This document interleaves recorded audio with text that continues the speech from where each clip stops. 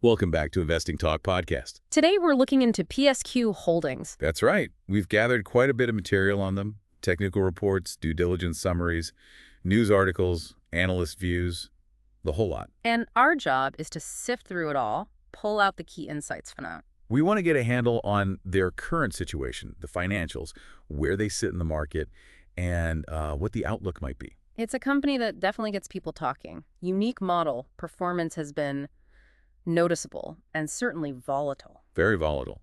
Okay, let's get into it. What do the sources say about the business itself? Well, they describe PSQ as a tech-enabled marketplace and also a payments ecosystem. Okay, marketplace and payments. And they have a specific mission, right? They do. It's highlighted quite a bit. Connecting consumers and merchants who value life, family, and liberty. That's the stated goal. So that positions them in software, but touching on e-commerce, digital ads, and fintech. That seems to be the mix. E-commerce, advertising, financial technology. And how does that translate into making money? What are the revenue streams mentioned?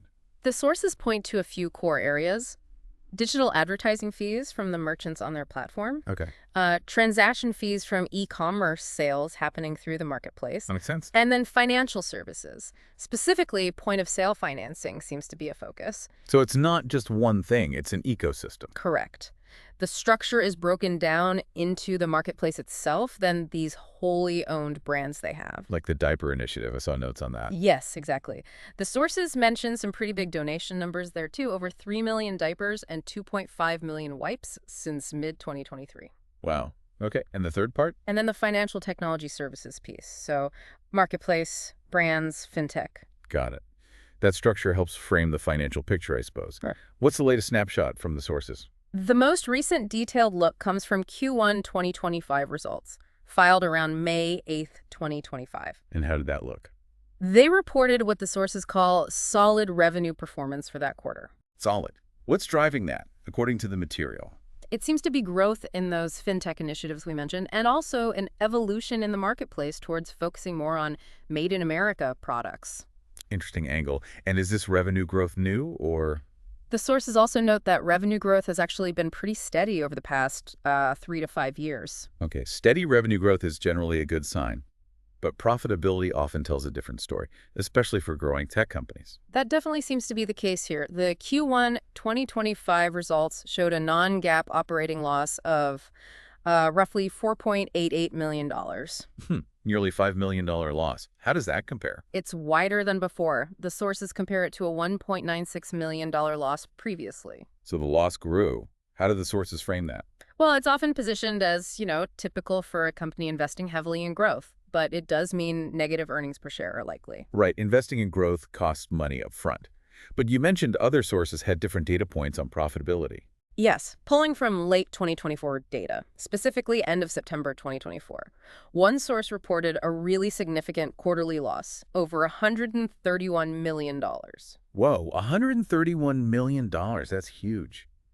How does that compare to revenue at the time? Well, that's the thing. Total revenues were around $6.5 million, but expenses were over $21 million just for that period. Ouch. So costs were massively outpacing revenue then. The sources definitely flag that as highlighting operational inefficiency during that specific snapshot in time. Okay, those are stark numbers. But you also said there were mixed profitability metrics. How does that work? It's a bit confusing at first glance. While you have those big negative figures from late 2024, like the EBIT margin, negative 234.4%, and profit margin, negative 288.46%. Which sound terrible. They do. But then another source points out a really impressive gross margin of 88.2%. 88% gross margin. That sounds fantastic. Yeah. How do you reconcile those two things? It suggests that the core business selling whatever they sell on the marketplace presumably is very efficient at the basic level. For every dollar of sales, they keep about 88 cents after the direct costs of goods sold. Okay, so the products themselves are profitable to sell. Seems so. The problem, then, appears to be all the other costs below that gross profit line. Things like, marketing, R&D, admin costs. Those seem to be eating up all the gross profit and then some. Leading to those big operating and net losses we saw in both the Q1 2025 and late 2024 data. What about the balance sheet? Assets versus liabilities. Looking at that late 2024 data again, total assets were over $44.2 million, and liabilities were just under $39.8 million. So assets covered liabilities. Yes, sources suggest that indicates a decent handle on asset management relative to debt at that point. But what about cash? Is Yeah. the company generating cash or burning through it? That's where liquidity concerns pop up in the sources. They reported negative operational cash flow back then, a deficit over $10 million. Meaning day-to-day operations were losing cash. Correct. And cash holdings had decreased to around $5.67 million around that same time. So if operations are burning cash, how are they funding things? That points towards reliance on external capital. Sources mention a net debt issuance near $9.6 million around then, though, to be fair, another source did note a debt repayment of about $398,000 in another period as maybe a sign of more prudent management sometimes. Okay. Reliance on funding. That makes sense given the losses in cash burn. What about key financial ratios? The current ratio, based on that late 2024 data, was 1.9. 1.9. Generally, above 1 is considered okay for short-term bill-paying ability. Right? Typically, yes. 1.9 suggests they had about $1.90 in current assets for every $1 of current liabilities, which some sources viewed as an adequate buffer. It was usually a but. But the interest coverage ratio was negative, at negative 15.26. Since operating earnings were negative, they weren't generating income from operations to cover their interest payments. That's a red flag for meeting debt obligations from core business activity. Got it. And no dividends being paid out. No, which the sources say is pretty standard for a company in this growth stage, reinvesting everything back into the business. But it means no immediate return for shareholders that way. Valuation is also tough with losses, I imagine. PE ratio is out. Right, not meaningful. The price-to-sales ratio mentioned was around 3.6x. Some sources hinted this might look a bit high using traditional metrics. Though tech and fintech valuations can be tricky. Another source mentioned price to book. Yes, 4.56 was mentioned elsewhere. So valuation is definitely something investors would need to look at carefully in context. Okay, let's shift gears. How is PSQH positioned in the market according to the sources? Are they a big fish or a small pond? Definitely positioned as an emerging challenger, not an established leader yet. The focus seems to be on strategic growth, getting more merchants on board, building out that ecosystem. And who are they competing against? They're in e-commerce and fintech, so they're up against some big names. Sources mention players like Shopify and Block. Okay, serious competition. Yeah. What's their supposed edge? The sources consistently point to that niche market focus, targeting consumers and businesses with those shared values. The idea is that creates loyalty. And the disadvantage? Pretty clear. Smaller size, much less market share compared to the giants. Makes sense. Are they making specific strategic moves to try and compete or grow? Yes, a few key things are highlighted. One is a recent shift towards trying to acquire customers more cost-efficiently. As opposed to just spending tons on marketing. Exactly. Sources noted this favorably compared to peers who might still be burning cash on expensive marketing campaigns. Well, That marketplace evolution focusing on made-in-America products. That aligns with the values and could tap into consumer trends. and then there was something about digital assets. Yes, that's a potentially significant move mentioned.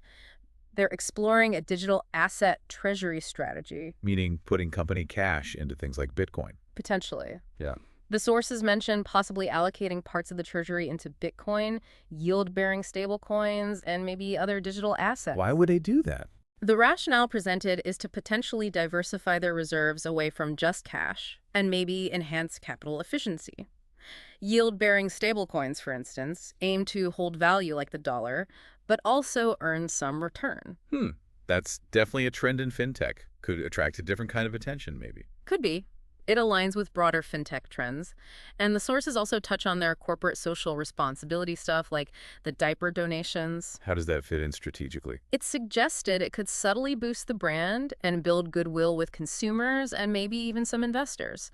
Though one source did add a note of caution, saying the market watches these things with skeptical optimism. Skeptical optimism. Okay, let's talk about the stock itself. Price context. The sources were using a price around $1.99 as of May 28, 2025.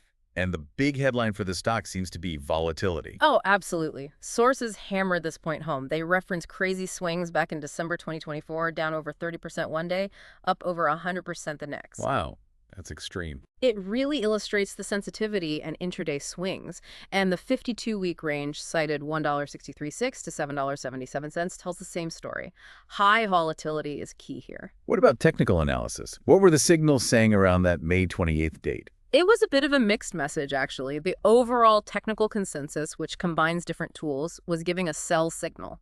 Okay, overall sell, but you said mixed. Well, if you break it down, the moving average consensus was a strong sell. Most of the standard moving averages, 5-day, 50-day, 200-day, etc., were below the price or pointing down, suggesting a bearish trend according to those tools at that specific $1.99 price point. Huh. But the consensus based just on technical indicators, things like MAD, RSI, Williams per SAR, that was actually showing a buy signal. So the averages said sell, but the indicator said buy. That is mixed. Exactly. And even individual indicators were split. MAED signaled sell, but Williams per SAR and ROC signaled buy.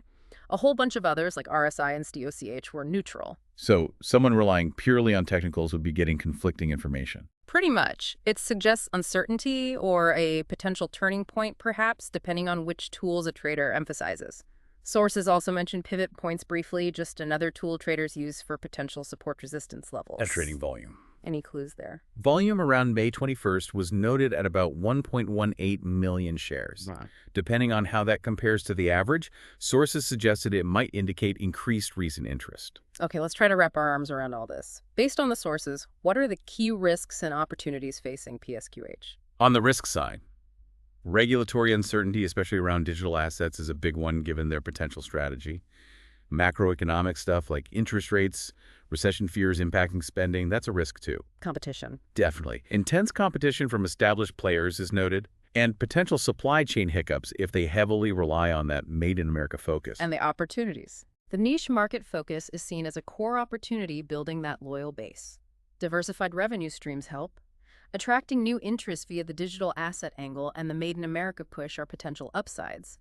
And maybe catching a tailwind if consumers increasingly prefer domestic goods. What about analysts? What's their outlook according to the sources? It's based on just 2 analysts covering the stock as of late May 2025, so keep that limited scope in mind. Okay, with that caveat. Their collective one-year price target was $6. The range was $4 on the low end, $8 on the high end. So compared to the $199 price then, those 2 analysts saw a significant potential upside. That's what the target implies, yes. While specific recent sentiment wasn't detailed beyond that, the stock had seen a price increase around late May, which sources hinted might reflect some market optimism about their plans. And any overall recommendation summaries? One source offered a kind of summary view, suggesting maybe a hold or possibly a speculative buy, but explicitly for investors comfortable with higher risk. Okay, putting it all together for our listeners then, what's the synthesis from all this source material? It paints a picture of PSQH as this really unique, values-driven company trying to carve out a space in fintech and e-commerce. There are promising signs. Like the revenue growth, that high gross margin, maybe getting smarter about customer acquisition costs. Right. Signs of potential. But, and it's a big but, the sources also clearly lay out major financial challenges. Ongoing operating losses, the cash burn reported previously, the apparent need for funding. And the stock itself is undeniably volatile. Technicals were mixed as of late May, but the overall consensus leaned sell then. Exactly. So the sources seem to suggest that future success really boils down to execution. Can they make these strategic initiatives work? The fintech integration, the Made in America focus, navigating that digital asset exploration. While managing all those risks, competition, regulation, the economy. Precisely. So based purely on this material, it seems characterized as a speculative investment. May be suitable for someone with a high-risk tolerance who believes in the long-term potential of their unique strategy if they can pull it off. It's certainly a complex picture they presented. That wraps up our look at the sources provided for PSQ Holdings today. We've touched on the business niche, the financial health mix, the good and the bad, the stock's wild ride, the technical signals, and the path they seem to be on according to this material. And just a reminder, our discussion was based entirely on the source material we reviewed for this analysis. Which leaves us with a final thought for you, the listener, to chew on. How do you weigh the company's unique values-driven mission and these potentially interesting strategic moves, like into digital assets, against the very real financial challenges and the market volatility that the sources highlight? Where does that balance lie when you think about their potential path forward? Definitely something to consider based on everything we've unpacked from the sources. And If you found this breakdown helpful for understanding PSQH based on the material, please do take a moment to subscribe, like, and perhaps leave a comment. Let us know what you thought, or if there's another company or topic you'd like us to tackle next time using provided sources.